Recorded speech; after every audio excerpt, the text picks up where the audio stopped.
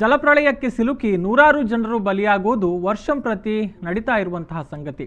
ಕೆಲವೊಂದು ಆಕಸ್ಮಿಕವಾಗಿ ನಡೆದರೆ ಕೆಲವು ಸೂಕ್ತ ಮುಂಜಾಗ್ರತೆ ಇಲ್ಲದೆ ನಡೆಯುತ್ತೆ. ದಕ್ಷಿಣ ಕನ್ನಡ ಜಿಲ್ಲೆಯ ಸುಳ್ಯ ತಾಲೂಕಿನಲ್ಲಿ ಪ್ರತಿದಿನ ನೂರಾರು ಜನರು ದೈನಂದಿನ ಬದುಕು ಸಾಗಿಸೋದಕ್ಕಾಗಿ ನದಿ ನೀರಿನೊಂದಿಗೆ ಸೆಣಸಾಡ್ತಾ ಇದ್ದಾರೆ. ಅಧಿಕಾರಿಗಳ ಹಾಗೂ ಜನಪ್ರತಿನಿಧಿಗಳ ಇಚ್ಛಾಶಕ್ತಿಯ ಕೊರತೆಯಿಂದಾಗಿ ಸೇತುವೆ ಇಲ್ಲದೆ ಹರಿಯುವ ನದಿಯಲ್ಲಿ ಮಕ್ಕಳು ಹಾಗೂ ಊರಿನ ಗ್ರಾಮಸ್ಥರು ಪ್ರತಿ ಮಳೆಗಾಲದಲ್ಲಿ ದಿನನಿತ್ಯ ಸಾವಿಗೆ ಸವಾಲು ಹಾಕುವ ಪರಿಸ್ಥಿತಿಯಲ್ಲಿದ್ದಾರೆ.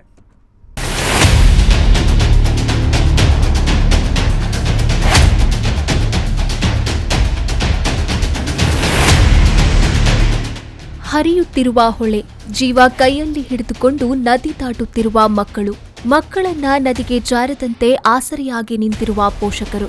ಹೌದು, ಇದು ದಕ್ಷಿಣ ಕನ್ನಡ ಜಿಲ್ಲೆಯ ಸುಳ್ಯ ತಾಲೂಕಿನ ಮೊಗ್ರದ ಜನರ ಮಳೆಗಾಲದ ಗೋಳು. ಪ್ರತಿದಿನ ತಮ್ಮ ಹಾಗೂ ಮಕ್ಕಳ ಜೀವವನ್ನ ಕೈಯಲ್ಲಿ ಹಿಡಿದುಕೊಂಡೇ ಬದುಕಬೇಕಾದ ಸ್ಥಿತಿಯಲ್ಲಿದ್ದಾರೆ. ಮೊಗ್ರದಲ್ಲಿರುವ ಸರ್ಕಾರಿ ಶಾಲೆಯನ್ನ ತಲುಪಬೇಕಾದ್ರೆ ಮೊಗ್ರ ಗ್ರಾಮದ ಜನರು ಹರಸಾಹಸವನ್ನ ಪಡಬೇಕಾದ ಪರಿಸ್ಥಿತಿ ಇದೆ.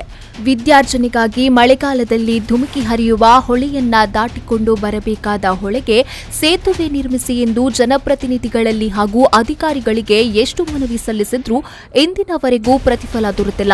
ಮೊಗ್ರ ಸರ್ಕಾರಿ ಶಾಲೆಯಲ್ಲಿ 1ರಿಂದ 7ನೇ ತರಗತಿಯವರೆಗೆ ತರಗತಿಗಳಿದ್ದು 50ಕ್ಕೂ ಮಿಕ್ಕಿದ ಮಕ್ಕಳು ಶಿಕ್ಷಣ ಪಡೆಯುತ್ತಿದ್ದಾರೆ. ಅದರಲ್ಲಿ 30ಕ್ಕಿಂತ ಹೆಚ್ಚು ಮಕ್ಕಳು ಹೊಳೆ ದಾಟಿ ಶಾಲೆ ಸೇರಬೇಕಾಗಿರುವುದರಿಂದ ಸಮರ್ಪಕ ಶಿಕ್ಷಣದಿಂದ ವಂಚಿತರಾಗುತ್ತಿದ್ದಾರೆ. ಮಳೆಗಾಲದಲ್ಲೇ ಶಾಲೆಗೆ ಹೋಗಲು ಕಷ್ಟವಾಗಿರುವುದರಿಂದ ಮನೆಯಲ್ಲಿಯೇ ಉಳಿಯಬೇಕಾದ ಪರಿಸ್ಥಿತಿ ಇಲ್ಲಿನ ಮಕ್ಕಳದ್ದಾಗಿದೆ.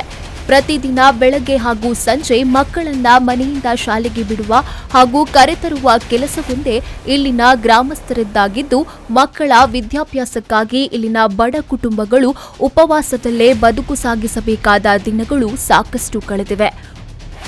ಮೊಗ್ರಹಳ್ಳಿಯಲ್ಲಿ ಬಹುತೇಕ ಬಡ ಕುಟುಂಬಗಳೇ ವಾಸವಾಗಿರುವುದರಿಂದ ಹೆತ್ತವರು ಮಕ್ಕಳನ್ನ ಬಿಟ್ಟು ಕೆಲಸಕ್ಕೆ ಹೋಗಲಾರದೆ ಆಚೆಗೆ ಕೆಲಸವೂ ಇಲ್ಲ, ಊಟಕ್ಕೆ ದುಡ್ಡೂ ಇಲ್ಲ ಎನ್ನುವ ಸ್ಥಿತಿಯಲ್ಲಿದ್ದಾರೆ.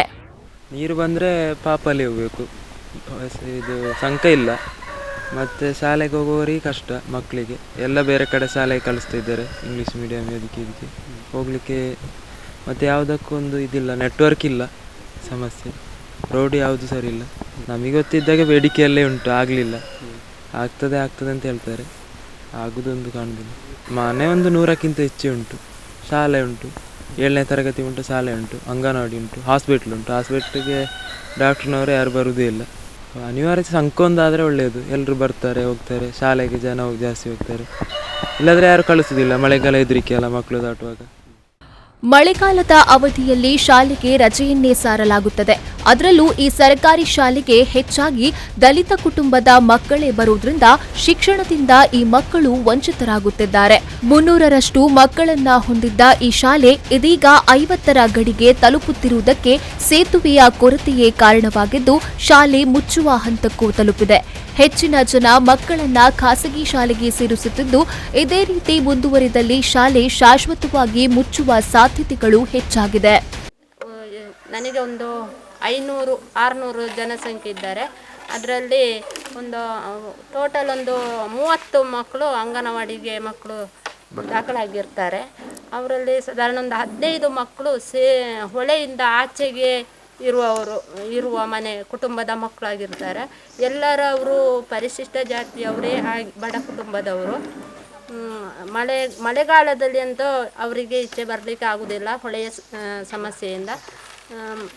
ಮತ್ತು ಅವರಿಗೆ ಬೇರೆ ಎಲ್ಲಿಯೂ ಅಂಗನವಾಡಿ ಕೇಂದ್ರಕ್ಕೆ ಹೋಗಲಿಕ್ಕೆ ಅವರಿಗೆ ಅಂಗನವಾಡಿ ಕೇಂದ್ರ ಇಲ್ಲ. ಸುಮಾರು 4-5 ಕಿಲೋಮೀಟರ್ ದೂರ ಹೋಗಬೇಕು.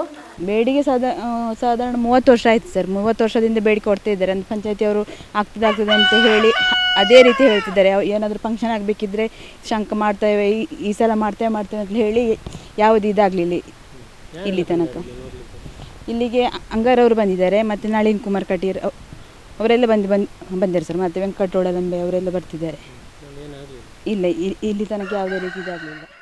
ಒಟ್ಟಾರೆಯಾಗಿ ಖಾಸಗಿ ಶಾಲೆಗಳ ಮಕ್ಕಳ ರಕ್ಷಣೆ ಬಗ್ಗೆ ಹೆಚ್ಚಿನ ಕಾಳಜಿ ವಹಿಸುವ ಸರ್ಕಾರ ಮತ್ತು ಇಲಾಖೆ ಸರ್ಕಾರಿ ಶಾಲೆಗಳ ಮಕ್ಕಳ ಬಗ್ಗೆ ಕಾಳಜಿ ವಹಿಸುತ್ತಿಲ್ಲ ಎನ್ನುವ ಆರೋಪಗಳು ಎದುರಾಗಿದೆ.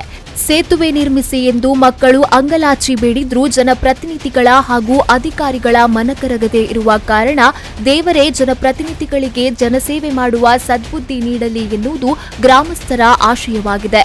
ಹಲವು ಬಾರಿ ಜನಪ್ರತಿನಿಧಿಗಳು ಹಾಗೂ ಅಧಿಕಾರಿಗಳು ಇಲ್ಲಿ ಬಂದು ಸೇತುವೆ ನಿರ್ಮಿಸುವ ಪೋಸ್ ನೀಡಿದ್ರೂ ಈವರೆಗೂ ಸೇತುವೆ ನಿರ್ಮಾಣಗೊಳ್ಳದಿರುವುದು ದುರಂತವೇ ಆಗಿದೆ. ಪ್ರವೀಣ್, ವಿ4 ನ್ಯೂಸ್ 24/7 ಪುತ್ತೂರು.